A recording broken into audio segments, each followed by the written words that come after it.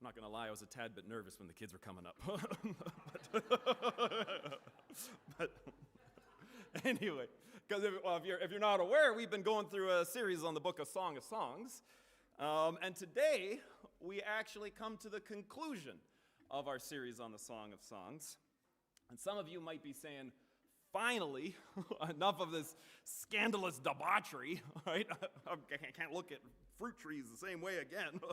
But I hope for most of us, this has been a rather interesting exploration of an often neglected book.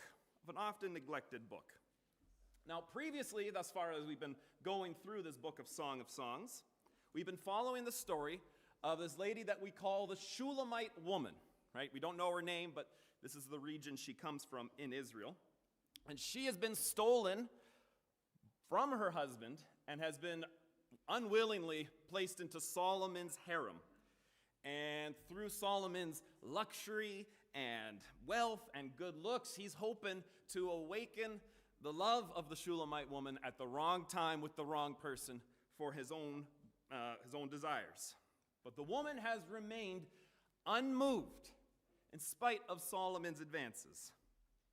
She is her husband's vineyard, and her husband is her vineyard, and she protects her love like a garden. She will not tolerate any of these foxes like Solomon spoiling the garden. Solomon thinks he can just awaken love whenever he pleases, but he is deeply mistaken, because love, as defined by the Bible, is not a commodity that can be bought and sold at will. It is only something that can be freely given. And this woman is not going to give to Solomon that which he has no right to. To her, her beloved is the only one. And her love for her beloved and for her friend has begun to convince the other women of the harem. In fact, it almost seems like Solomon's got like a full-on mutiny on his hands, right? As the women are starting to see the beauty of what true biblical love is, as opposed to how Solomon defines love. So after having endured this whole trial of being introduced to Solomon's harem, after being reunited to her husband, as we've seen as the story progresses, she and her husband are now fleeing away from Jerusalem, and they're trying to escape Solomon and his corrosive influence and how he defines love. And as they escape, they celebrate each other's love. And so that's where we pick up here again in chapter 7, verse 11, which I'll have on the screen behind me. Here again, we'll hear the Shulamite woman as she is describing and calling out to her husband here. She says in verse 11, "Come, my beloved, let us go out into the fields and lodge in the villages. Let us go out early to the vineyards and to see whether the vines have budded, whether the grape blossoms have opened and the pomegranates are in bloom. There I will give you my love." That's the central contention throughout this whole book, one of the central contentions of what true biblical love is. It's something that must be given. You cannot buy love. You cannot demand love. You cannot take love. It must be awakened naturally, or it better not be awakened at all, because if love is awakened at the wrong time with the wrong place, and it's not freely given, it's not treated as something that is to be freely given, it can be very ugly. Very ugly. As I've said throughout this series, love is not a commodity, right? It is a gift to be received. A gift to be received. And here the Shulamite gives her love to her beloved. And she continues in verse 13. "The mandrakes give forth fragrance, and beside our doors are all choice fruits, new as well as old, which I have laid up for you, O my beloved. Oh, that you were like a brother to me, who nursed at my mother's breast." Now, that's an exceedingly bizarre phrase. I mean, it's kind of a little strange, but it is, at the culture at the time, there was, the practice was to refer to your spouse as your sibling, because it was a term of affection. It's really no different than us calling our significant other's baby, right? It's like, if you think about that, that one's also a little strange. There's also cultures in this world that will call their spouse my little cabbage, which is also very strange. I think the moral of it is humans are very strange, and we have got some strange pet names for one another. But anyway, that's what she's referring to her husband as, if you were like a brother to me. But anyway, not my cup of tea. But she continues. If I found you outside, I would kiss you, and none would despise me. I would lead you and bring you into the house of my mother, she who used to teach me. I would give you spiced wine to drink, the fruit of the pomegranate. His left hand is under my head, his right hand embraces me. So that's a very interesting. If you remember, that is the exact same line that the author used earlier to describe Solomon's advances toward her. His right hand is behind me, his left hand is under my head, his right hand embraces me. The exact same words. The author has this consistent strategy where he'll use the same words but in different contexts. When Solomon was trying to do it, it was bad. It was ugly because it was the wrong place at the wrong time. But now it's in the right context. And it's something that's delightful. It's something that's beautiful. And this leads her to issue her final adjuration, right? She says in verse 4, I adjure you, O daughters of Jerusalem, that you not stir up or awaken love until it pleases. So she's also said something similar like this throughout the book. But actually at this last part here, the Hebrew would actually be a little bit better translated as this. I adjure you, O daughters of Jerusalem, why awaken love? Why stir it before it so desires? Previously, it was more like a statement or even like a command. Like, don't take my word on it. Don't awaken love before it pleases. But now at the end of the book, in light of all that she's already shown about what the beauty of love can be, she just now asks a question. It's like, why would you want to wake up love before it pleases? What are you doing? Now that you've seen what love can be, why awaken it at the wrong time with the wrong person? You must wait for it to be given. Why would you ever want to stir it before it pleases? She just leaves with a question. And something that's challenging the women of the harem, but again, that's kind of like the stand-in for us as readers. She's actually asking us that question, which I find fascinating. And she continues in verse 5. Who is that coming up from the wilderness? Notice again, that was the same phrase used to describe when Solomon was coming up from the wilderness with all of his wealth, all of his luxury, trying to woo the woman at the wrong time. But here, now it's in the right context. Who is that coming up from the wilderness, leaning on her beloved? Under the apple tree I awakened you. There your mother was in labor with you. There she who bore you was in labor. And then she says this, set me as a seal upon your heart, as a seal upon your arm. For love is strong as death. Jealousy is fierce as the grave. Its flashes are flashes of fire, the very flame of the Lord. Many waters cannot quench love, neither can floods drown it. That's a very interesting way of describing love. Very interesting. I don't know if you agree. But it's almost described in a negative way in some aspects. It's like, this love is as strong as death. Its jealousy is as fierce as the grave. It is ferocious like lightning. It cannot be quenched. Clearly, she is saying this love is not a safe thing. And if you look at our life experience here on earth, you can totally see what she's talking about. It's like love is this insatiable monster. And the only thing that's able to tame it is the first line. The first line, set me as a seal upon your heart, as a seal upon your arm, which is a metaphor for covenantal faithfulness. Covenantal faithfulness is alone the only thing that's actually able to tame this thing that is so insatiable and even dangerous as love. It's able to tame it and somehow turn it into something that's good and uplifting and life-giving. Covenantal faithfulness is the key. Throughout this song, that is the key to true biblical marital love. Being committed to another for their good throughout all the highs and lows of life, through poverty, through riches, through life until death. This is the key. This is the key. And it's the only thing that's able to tame love. Some people might describe the Christian understanding of marriage as something that's kind of outdated in some ways. It's from ancient times and therefore shouldn't be practiced. But just because something's old doesn't mean it's broken. In fact, the Song of Songs is telling us here that there is no safer context within which love can be expressed than within a committed mutual relationship. With the willingness to sacrifice for the other person's good. Because when a person is loyal to and committed to and faithful to another, it is hard to turn that person into a commodity to be used to your own advantage.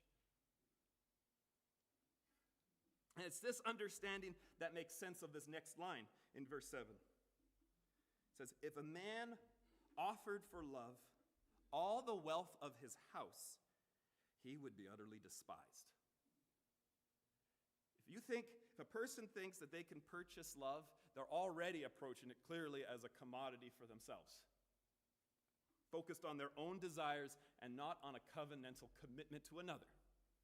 It's all focused on oneself. And if they do approach love like this, they shall be utterly despised. Just like Solomon in this song, just like all those who have been prosecuted for crimes like this across our country and across the whole world. Few things are as destructive as a person who treats love this way. And the antidote to that is covenantal faithfulness, being faithful to another. If a man offered for love all the wealth of his house, he would be utterly despised because he can't purchase it. It's too valuable. We next hear from the women of the harem again. And again, we see how much the Shulamite woman has been shaping their way of thinking. All right, so they say in verse 8, we have a little sister, and she has no breasts, meaning that she's young, she's too young to be married. What shall we do for our sister on the day she is spoken for? If she is a wall, we will build on her a battlement of silver.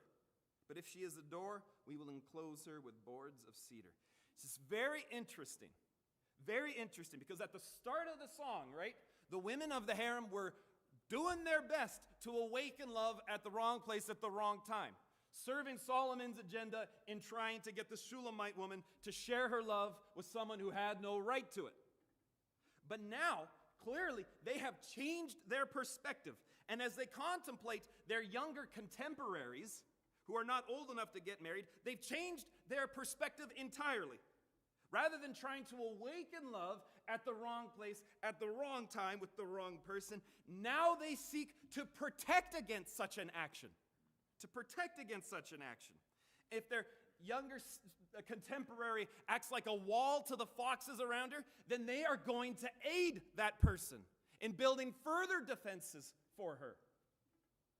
And if she acts like a door to welcome in the foxes, they're going to try their best to protect her anyway.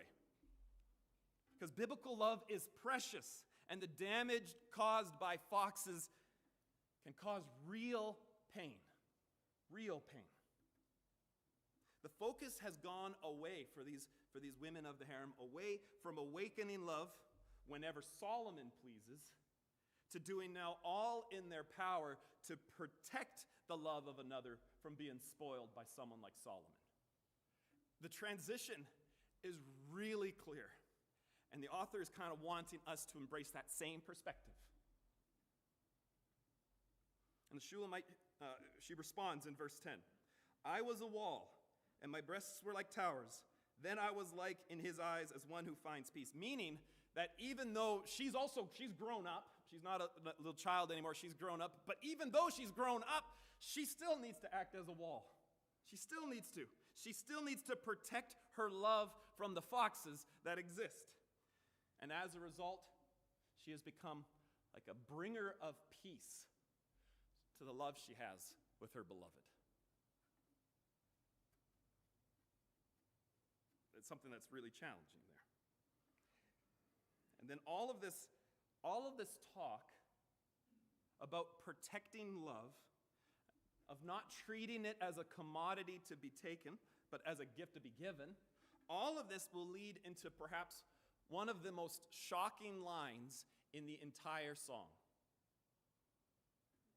As we read verse 11, I want you to keep in mind that the consistent metaphor throughout the song has been to treat marital love like a vineyard. It's described as a vineyard. So with that in mind, read verse 11 here with me. Solomon had a vineyard at Baal Hamon. He let out the vineyard to keepers. Each one was to bring for its fruit 1,000 pieces of silver. The implications of that line are kind of wild.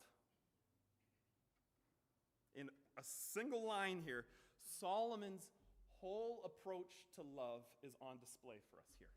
His whole approach. To him, it is something that can be bought and sold at will. And that's something that's horrific, and that's something that's ugly. But by contrast, we hear the Shulamite woman in verse 12 with kind of like an air of defiance and even of disdain. She says this in contrast to Solomon. My vineyard, my very own is before me. You, O Solomon, may have 1,000, and the keepers of the fruit 200. If you're looking for two verses that encapsulate the entire meaning and purpose of the song, it's these two verses here. It's these two verses. Because in it you see Solomon's approach to love, which is very, very different to the biblical approach to love.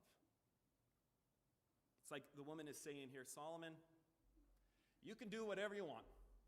You can keep that ugly version of love that corrupts all it touches. But as for me, I am content with my friend. I think the contrast there is something that's powerful. And as they flee together, the song fittingly ends with the husband and the wife calling out to one another. In verse 13, the husband says, "O you who dwell in the gardens, with companions listening for your voice, let me hear it." And she responds, "Make haste, my beloved, and be like a gazelle or a young stag on the mountains of spices." And with that line, this delightful book comes to an end.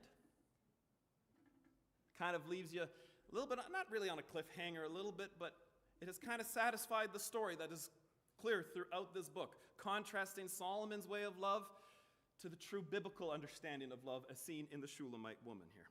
In all honesty, this is probably one of the most beautiful books in the entire Bible. Underappreciated, undervalued, but man, you spend a little bit of time in there, there is beauty, true beauty. This song is the antidote to our loveless world. To our loveless world. You know, when you think of stuff like marital love, or you think about sexuality, you think of, in this world, you understand the depravity, you understand the abuse, you understand the pain and the exploitation it has caused. But according to this song, that is not actually love. People call it that, but it is not. It's not even close. This song teaches us what love actually looks like, which at the time it was written was something that was super important, and it remains important today. Because the challenge to see love properly is not a modern problem. It is a human problem. And that is so true 4,000 years ago, 3,000 years ago, up until today. It remains a problem. And it's, you know, when you think about Solomon, right? You think about Solomon, he, as the Bible describes, was one of the wisest men who ever lived. And yet even he was not immune from false love. And in fact, he was one that was primarily responsible for introducing pagan understandings of what love was supposed to be, bringing in cult practices of what sexuality was supposed to be. He was the one that started introducing to Israel this. How the person who was the wisest man who ever lived did this is beyond me. But it's showing that nobody's immune from this. In a very real sense, he was the one responsible. He was the one responsible for leading the nation astray. He was responsible by introducing false love So that people now, young men and young women, don't know how to live in the kingdom that was supposed to be defined by the presence of God. It's wild. It's understandable why the author chooses to focus on Solomon as kind of the main villain of the story. And some people have said that Solomon himself actually might have been the author of this book, at the end of his life reflecting on all that he's done. Very, very possible. Doesn't necessarily have to be the case, but clearly he was the fountainhead of that which was unhealthy in the Israelite society. And all that was unhealthy back then, it remains unhealthy today. Love as a commodity to be awakened whenever you please. This was not the way the world, this is not the way love was supposed to be. But what I find very interesting is that that God's way of reintroducing Israel back into how he designed love, it's not, he doesn't do it by saying, which sometimes, we've been taught growing up, it's like, marital love, sex or whatever, is awful and horrible and disgusting, so save it for the person you love. I don't know if you've been taught that way, but sometimes that seems to be the case that it's described. But God refuses to let a corrupt version of love have the last say. He refuses that. And the way that he brings Israel back is through a song. Through a song of songs, through a poem that describes the beauty of what love is supposed to be. Do you feel the beauty of that? He's describing it in a way that is evocative, in a way that is persuasive to bring his people back. It's not through shaming them, it's through showing the beauty of what he designed. He shows them a woman who is faithful and committed and is willing to sacrifice for the sake of her husband. That's what's defining what true love is. Covenantal faithfulness and sacrifice and friendship. The reality is that if we as a church don't talk about stuff like this, where are people going to learn it? Right? Because the world isn't necessarily going to be teaching you what love actually is. The world operates according to Solomon's understanding of love.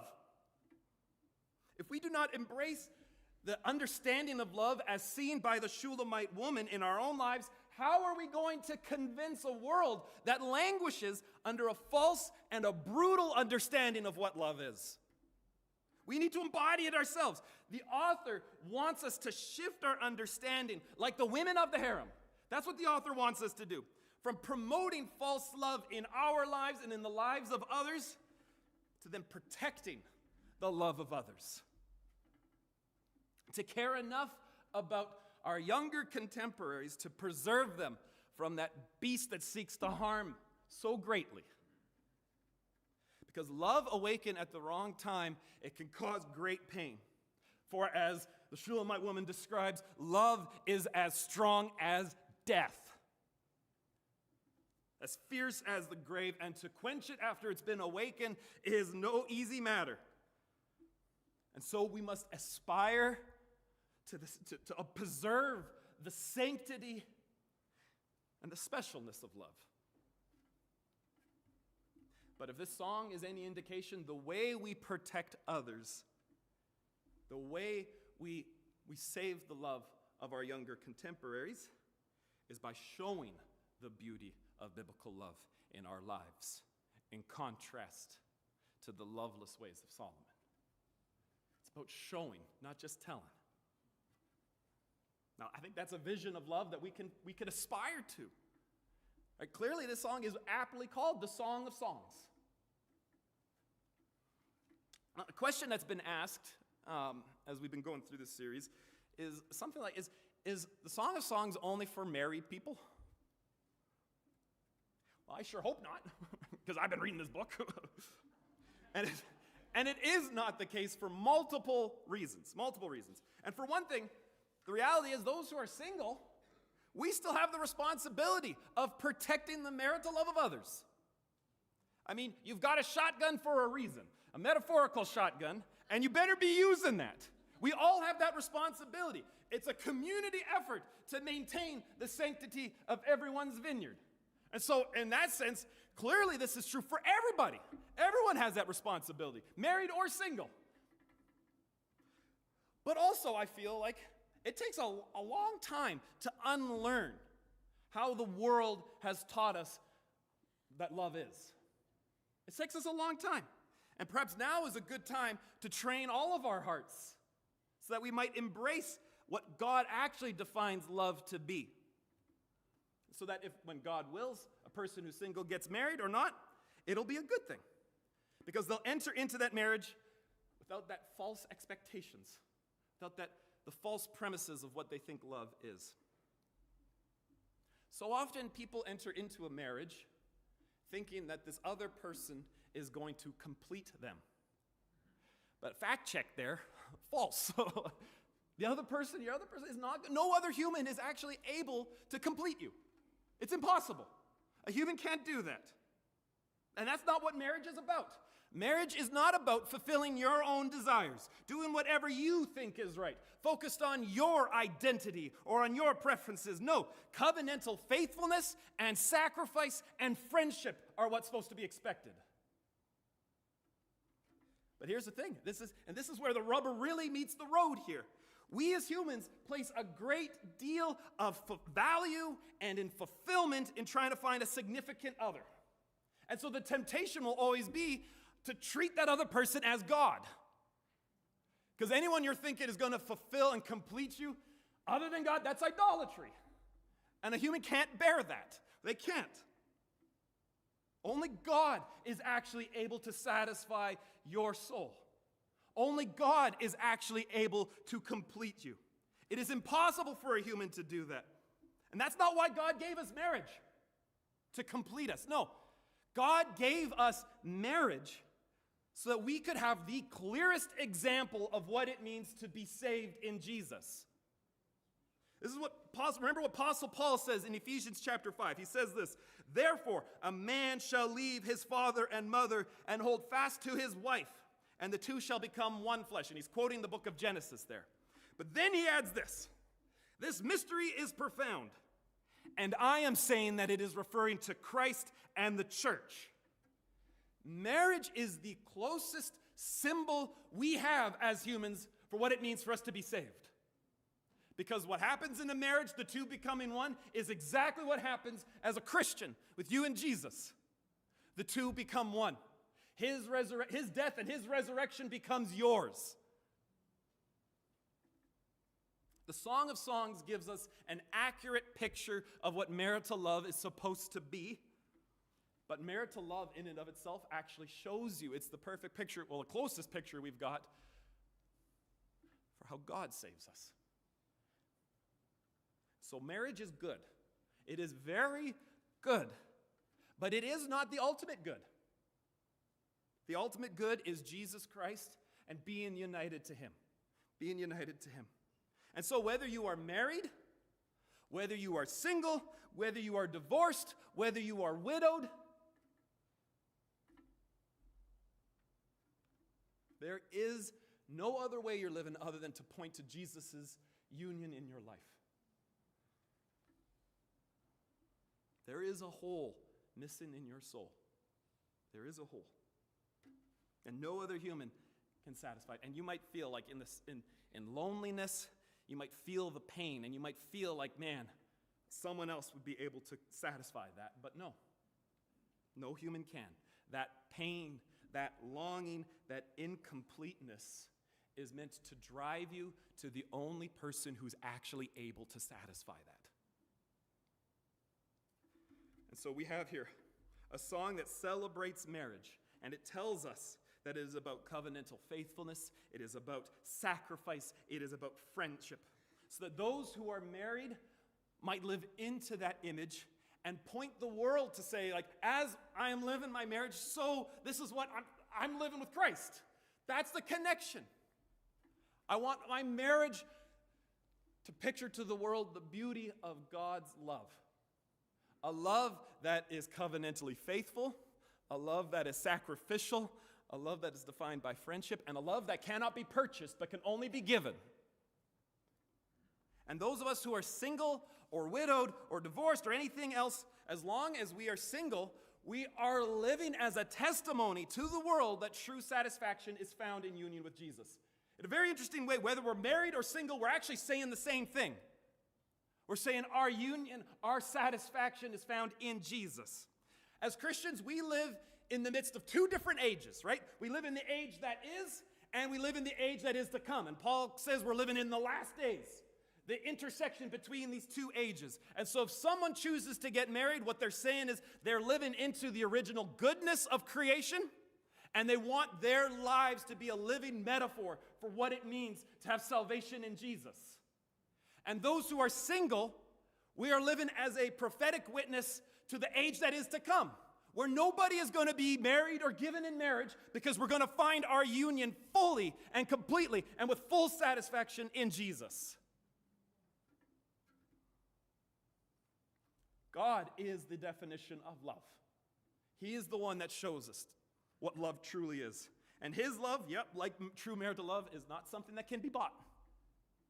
It can only be given, and he has given it through Jesus. So whether you're married or whether you are single or whether you're any sort of combination thereof, this song is for you. Because the more we know what marital love is supposed to be like, the more we know what God's love for us is like. As Paul then describes, therefore a man shall leave his father and mother and hold fast to his wife, and the two shall become one flesh. This mystery is profound, and I am saying that it refers to Christ and the church. So may we live out this song of songs. Amen? Amen.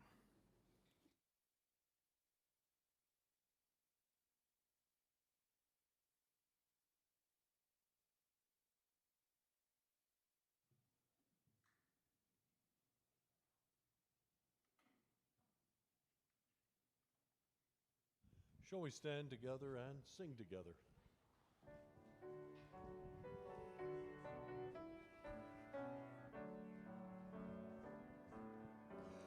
Be thou my vision, O Lord of my heart, not be all else to me, save that thou art. Thou my best thought, by day or by night, waking or sleeping, thy presence my light. Be thou my wisdom, be thou my true word.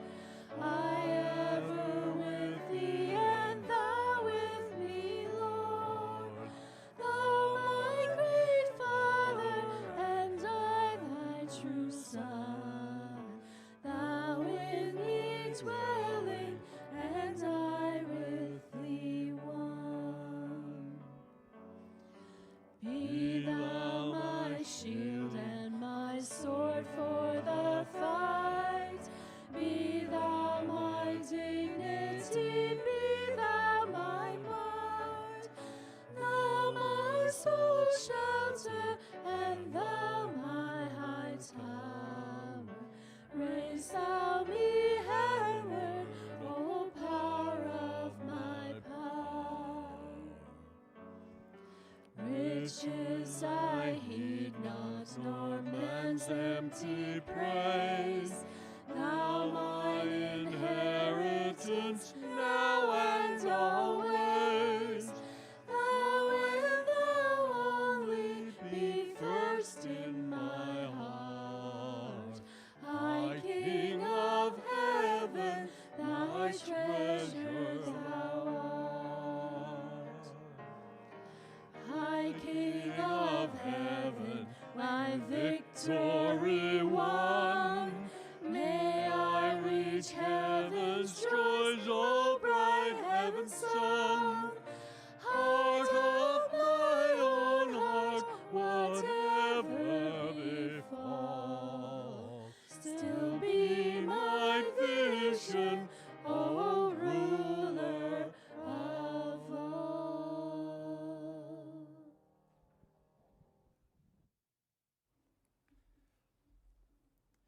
Our benediction will come from Paul's words in 1 Corinthians 13, which Probably even he wrote it meditating, not potentially on Song of Songs, I don't know. He says, love is patient and kind. Love does not envy or boast. It is not arrogant or rude. It does not insist on its own way. It is not irritable or resentful. It does not rejoice at wrongdoing, but rejoices with the truth. Love bears all things, believes all things, hopes all things, and endures all things. Amen. Go in peace.